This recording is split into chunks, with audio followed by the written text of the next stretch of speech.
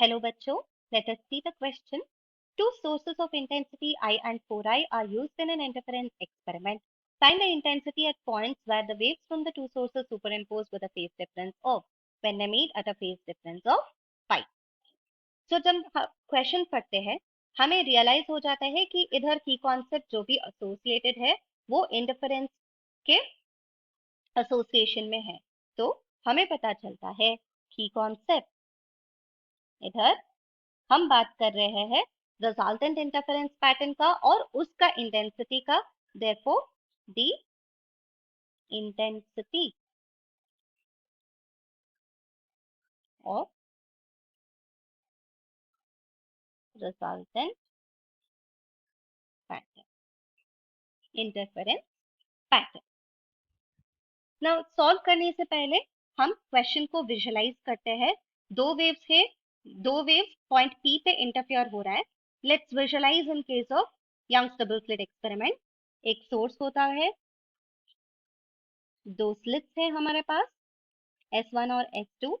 दो स्लिट्स से वेव आके पॉइंट पी पे इंटरफेयर करता है। अगर हम कंडीशन को मान लेते हैं, कंडीशन दिया है दो वेव्स के बीच में फेस डिफरेंस है और phase difference is equal to pi, that is 180 degree. अगर if we are representing these two waves, 180 degree phase difference है इन दोनों के बीच। अगर ये पहला वेव है, दूसरी वेव जो है वो 180 फेस डिफरेंस से स्टार्ट हो जाएगा, वो दिखेगा ऐसे।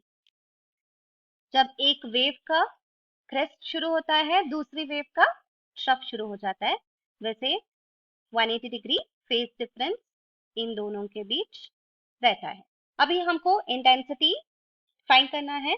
इंटेंसिटी हमको पता है, इनका formula intensity is given by I1 plus I2 plus 2 under root I1 I2 cos phi.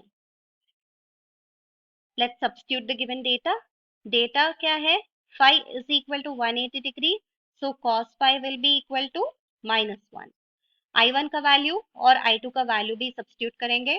I plus 4I plus 2 under root I multiplied with 4I multiplied with -1.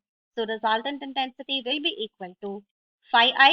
4I plus I is phi I, and this is going to be 4I. That will be minus 4I because this 4I has to be multiplied with -1.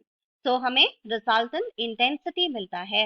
Resultant intensity इस interference pattern में जब दो waves के बीच 5 phase difference will be equal to 180 degree और pi radian है, I resultant intensity is equal to just I.